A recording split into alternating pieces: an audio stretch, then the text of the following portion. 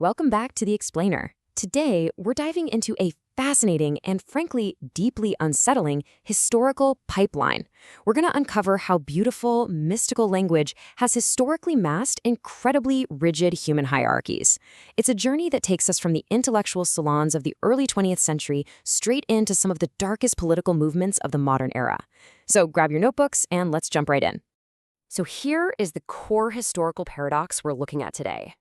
How exactly do teachings that are supposedly all about peaceful spiritual growth, cosmic harmony, and universal evolution, how do they end up harboring the seeds of political radicalization? Well, our goal isn't to judge, but to impartially understand the mechanics of this shift. We really need to dissect how these abstract concepts of cosmic harmony actually provided a literal structural framework that later extremist movements just easily exploited. To get a grip on this, we're going to examine a well-documented historical pattern in early 20th century occultism, specifically looking at Rudolf Steiner-related thought.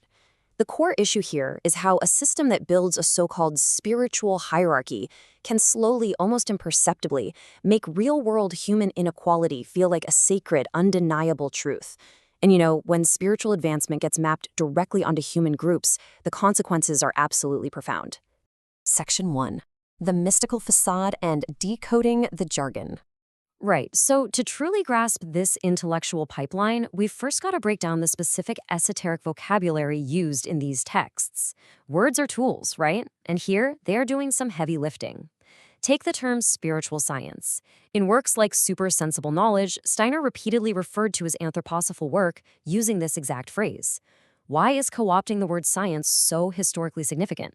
Well, because by calling it a science, he was presenting completely unverifiable claims, stuff about karma, hidden spiritual beings, and rigid racial destinies as objective, disciplined knowledge, rather than just mystical speculation.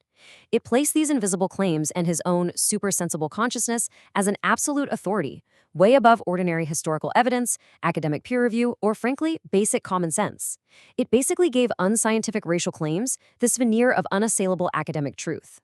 And building on that manufactured scientific authority, we hit the concept of root races, which is detailed heavily in Steiner's Cosmic Memory. In this framework, humanity is literally treated as a racial spiritual ladder. The real-world implications of this are just staggering. By turning human development into historical stages, where certain racial groups are explicitly framed as more spiritually advanced or more future-facing, history is suddenly transformed into a strict, unchangeable hierarchy. It's no longer a shared human experience among equals, it's a cosmic ladder of value.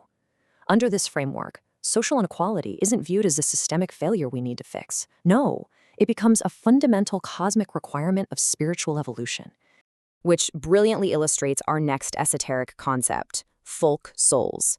In his lecture cycle, The Mission of the Individual Folk Souls, Steiner introduces the idea that whole peoples, nations, or ethnic groups possess collective spiritual identities and destinies. Now, this is a massive philosophical shift. It actively moves away from treating individuals as equal human beings with personal agency, and instead it spiritualizes ethnicity and nationality. You aren't just a person making choices anymore. You're a predetermined piece of a collective ethnic destiny. And historically speaking, stripping away individual agency to assign a collective, unchangeable ethnic mission is the absolute foundational building block for extreme nationalism. Moving on to Section 2, revealing the structure, the iceberg model. Think of this entire philosophical system like an iceberg. We have to constantly juxtapose the peaceful sound of the rhetoric against its functional meaning. Above the waterline, the language is gorgeous. You hear terms like spiritual progress, collective destiny, supersensible consciousness. It sounds uplifting, even egalitarian. It draws people in with the promise of higher understanding. But beneath the waterline, hidden from immediate view, what is the actual structure supporting those ideas? Well, it's a hidden hierarchy made of racial ladders, unverified absolute authority, and strict initiation orders. Down in that submerged structure, individuals initiated into this hidden knowledge are structurally deemed more complete or advanced than ordinary uninitiated people. The beautiful language on the surface basically acts as a powerful shield for the deeply unequal foundation underneath. Section 3. Cosmic Justification and Blood. Now, this is where the framework goes even deeper and becomes significantly more problematic. It's one thing to have a spiritual hierarchy, but this system takes a radical step by linking physical, biological traits directly to cosmic destiny. Back in those Mission of Folk Souls lectures, Steiner explicitly links bloodlines to spiritual forces. By making blood a spiritual mechanism, the ideology effectively turns human inequality and physical differences into an unchangeable, sacred law. Biology is no longer just biology. It becomes a spiritual vessel determining your exact place in the cosmic order. And it gets incredibly, almost bizarrely specific. Human difference isn't just passively observed. It's placed inside a vast, invisible spiritual order. We're talking about claims that literally link the formation of different races and peoples directly to planetary entities. The texts mention planetary spirits, the Elohim, Jahve, the sun and moon influencing physical traits. There are even assertions about Mars spirits physically entering the human bloodstream to shape racial characteristics. It's a fascinatingly complex yet incredibly rigid mapping of the cosmos directly onto human biology. So, the crucial question we have to consider, and as historians, we absolutely have to ask this out loud. Once biology becomes spiritually meaningful and race is cosmicized, it creates a highly volatile intellectual environment. Where does that ideology inevitably lead? What are the real-world implications when physical traits are tied to a rigid cosmic map of karma and reincarnation? Section 4. The Bridge to Fascism. Well, the historical record shows a well-documented overlap. These older occult, racial, and spiritual evolutionary currents, they didn't just exist in a vacuum. They shared incredibly dangerous territory that was later readily absorbed, co-opted, and weaponized by fascist movements. The mystical language might have sounded peaceful, but the underlying structural foundation of racial hierarchies and unverified authority was already perfectly laid out for authoritarian regimes to utilize. To understand the exact mechanics of this, we turn to the rigorous scholarship of historian Peter Staudenmeier, who has meticulously mapped this exact ideological crossover. To maintain our academic neutrality, we rely on his extensive research to see exactly how these two worlds collided.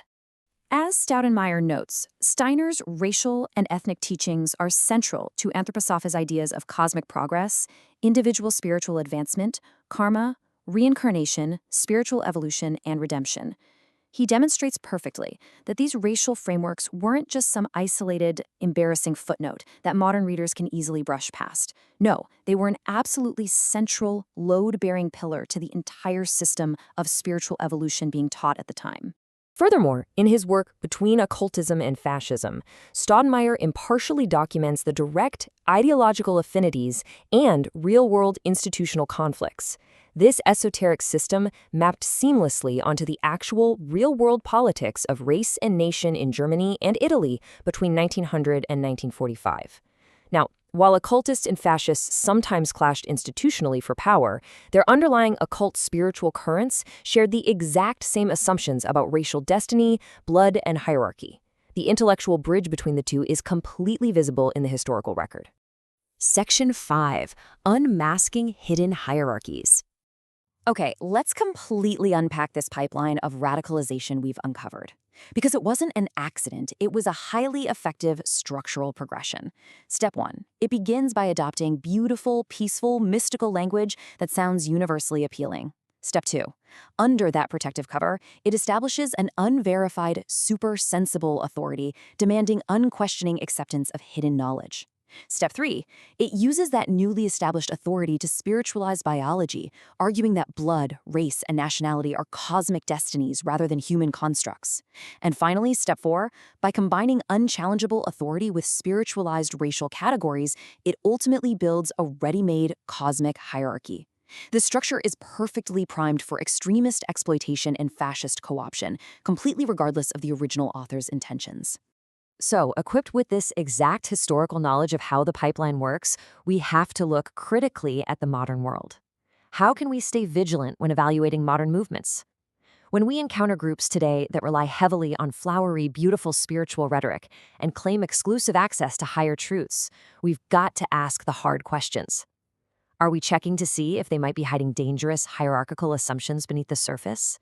Because as consumers of information, it is our job to look past the aesthetic of a movement to see the structural beliefs supporting it. Thank you for joining me on this deep dive. Keep asking questions, keep looking beneath the surface, and I'll catch you in the next explainer.